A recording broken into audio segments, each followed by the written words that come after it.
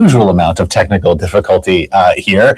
So much that we actually think we live streamed to multiple places erroneously, but we did catch the error, but it did take us a long time to fix it. So, however, I mean, you know, do you think do we have desirability? We tested for desirability, and we did get some people reaching out and saying, "Hey, we're here waiting," and but we failed on the feasibility test, which is, hey, from a sequencing standpoint, we de-risked one of the major risks is, are you out there and actually wanting to engage in office hours? And then, we recognize we were a little tardy in hopping on, but we're here nonetheless. So thank you for those that submitted your questions. For those that are hopping in live, we're looking forward to answering them as we go. So we got desirability for sure. People reached out for us. Feasibility, we totally failed on. How do we do on viability?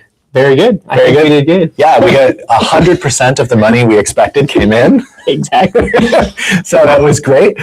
We hit every single one of our financial projections. It was awesome. Okay, yeah, I can see we are live though. So we will stop vamping because we got a few pre-submitted questions. If you got a question live, absolutely drop that into the chat down here. If you're on LinkedIn, and over off to the side if you are on YouTube.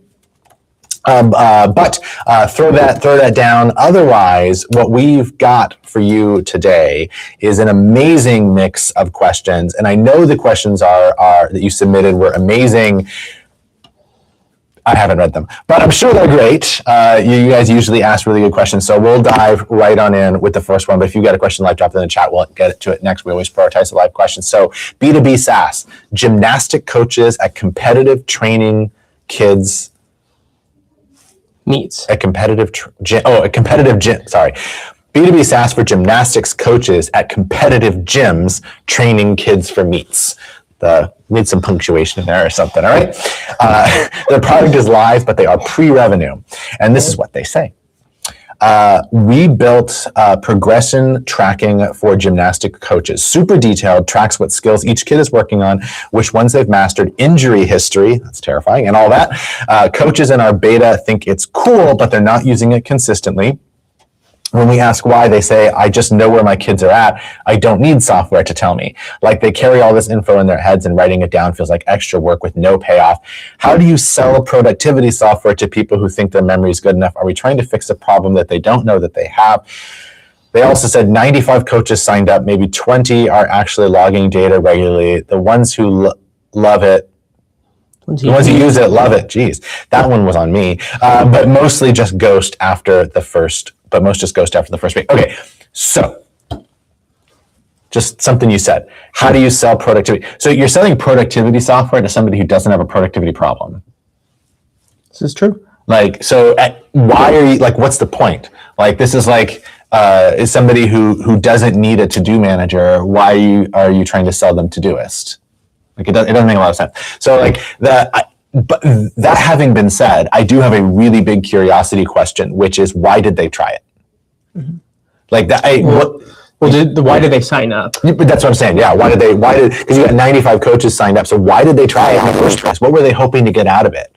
Like, because it's, to me, there's some gap there, unless these were just 95 friends of yours or something like that. Like, why did they sign up and then choose not to like it? What did they see versus what did they think that they were going to see? That's my question there, because I think there's something really interesting there.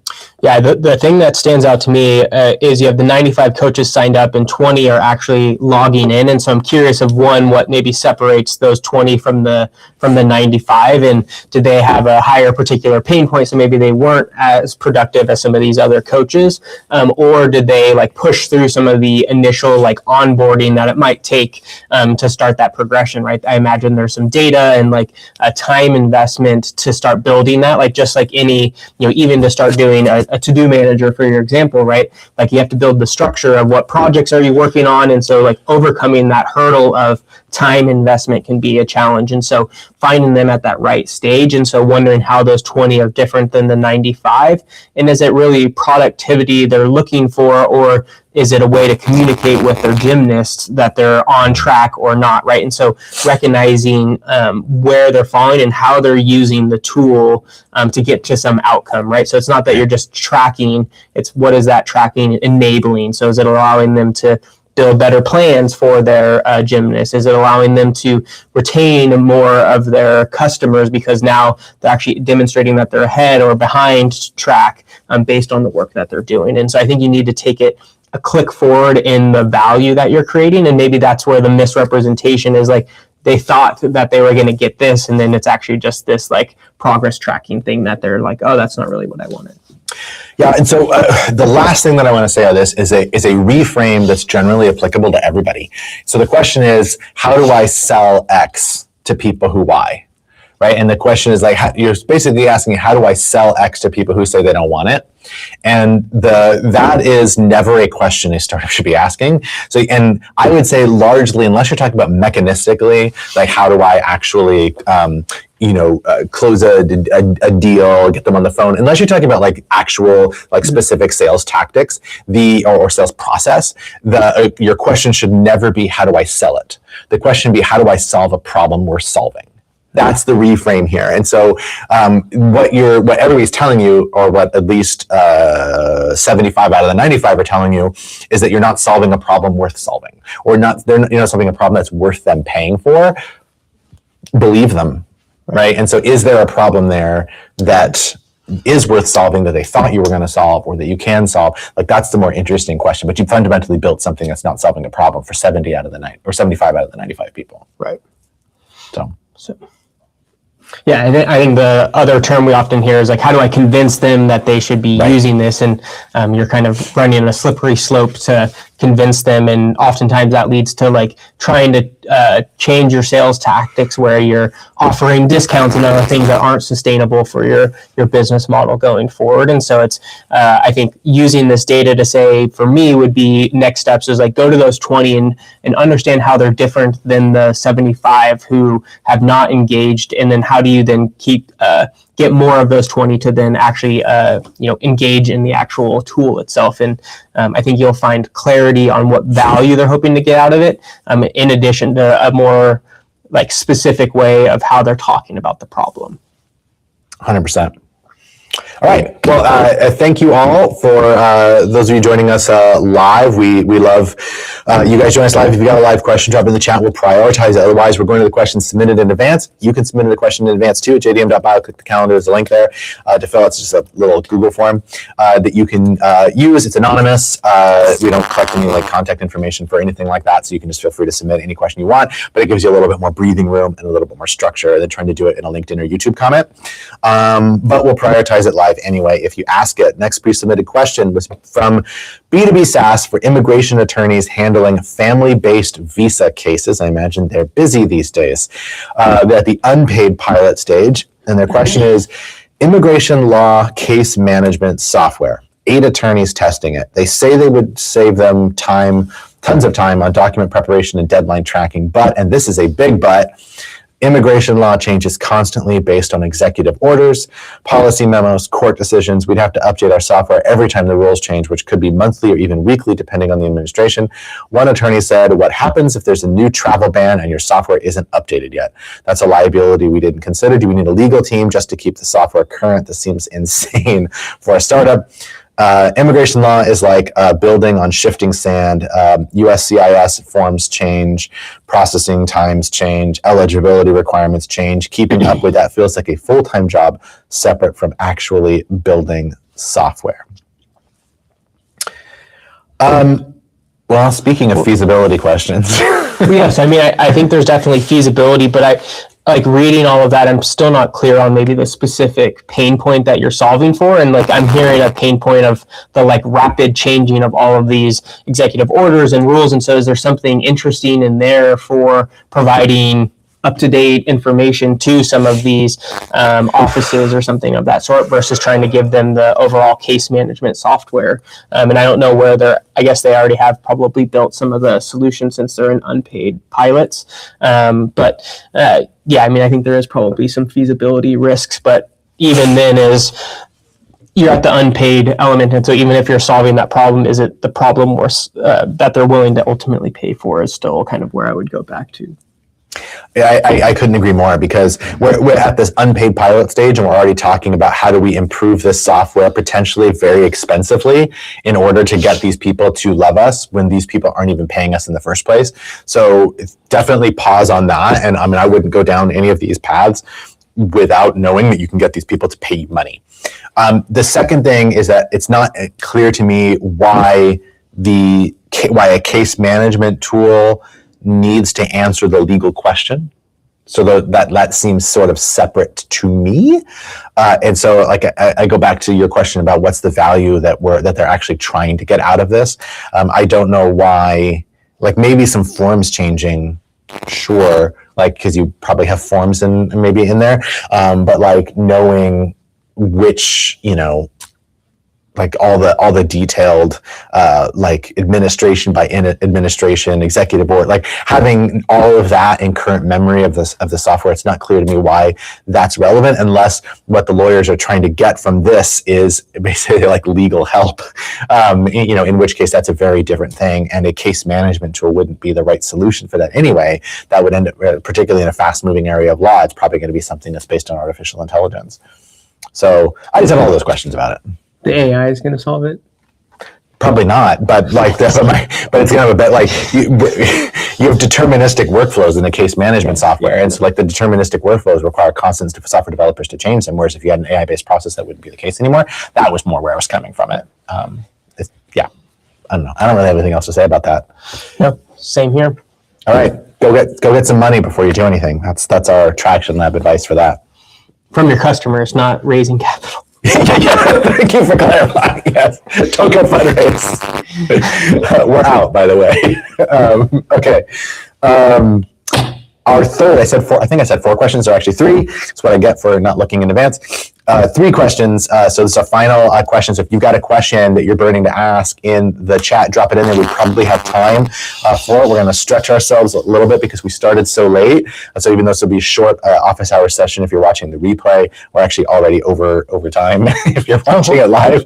But we've got about 10 more minutes. So drop your question if you got one. This one's fitting for you. Is it? Let's see. Oh, yes, it is. Well, thank you. All right. B2B SaaS for sommelier consultants who build wine programs for restaurants. We were just talking about this a little bit ago. All right. So they have $213,000 in annual recurring revenue. Well done.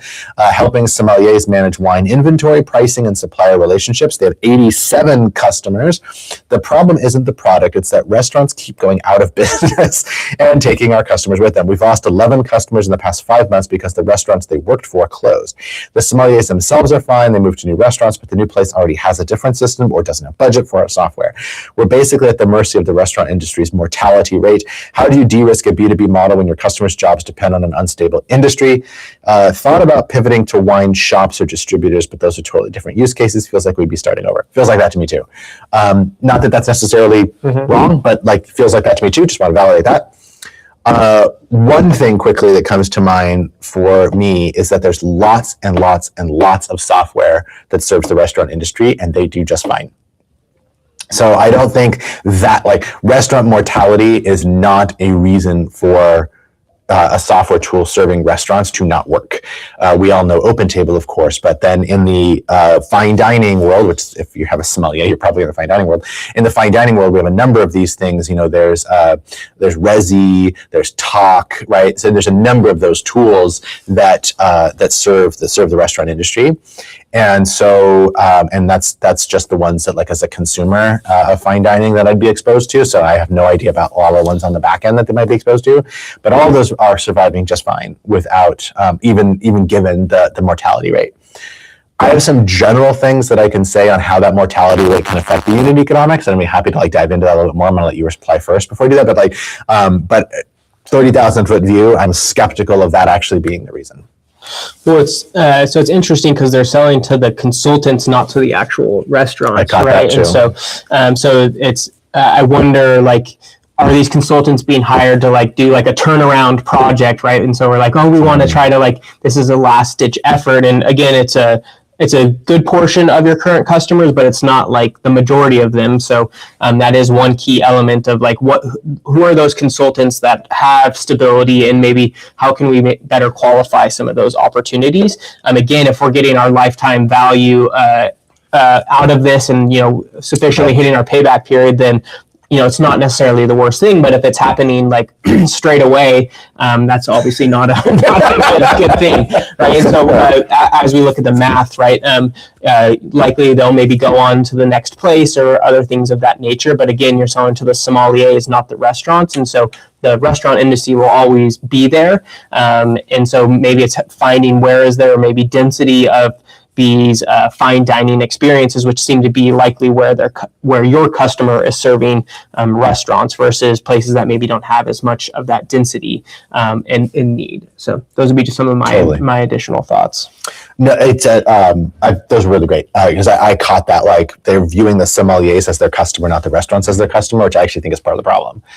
Is like, what are we delivering? We're making the sommelier's job easier, but if they're not the economic buyer, which it sounds like they're not, because when they move restaurants, they won't buy it again, right? Mm-hmm. So if they're not the economic buyer, then what is the value you're delivering to the restaurant? That's the where I think you need to sort of reframe and refocus this, because it sounds like you're finding some sommeliers who love it, and then some of them are convincing their bosses, but then it's not really durable because it's ultimately up to the restaurant that they work at, and once they lose their job and move somewhere else, they probably have a lot less freedom to make those kinds of recommendations, because they just had to take another job and they're new. So there's that. I really want to triple underscore the unit economics part that you were talking about here, right? It's like you mentioned, like if you hit your payback period.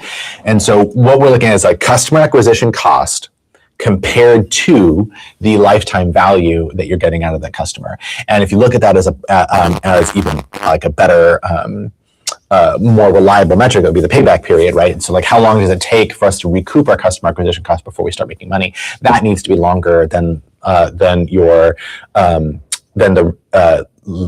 it needs to be less time than it takes a restaurant to fold, right? Ordinarily, we talk about it as being, the payback period needs to be less than your retention. Otherwise, you are literally losing money on every single deal. So if you have all these restaurants going out of business, and 11 customers in 5 months does sound like a lot, but when we're talking about 11 out of 87 customers, like that's a big deal, but it's not necessarily end of the world. It's a red flag, but it's not like the end of the world. The question is, are we able to, in a cost-effective way, outpace that churn?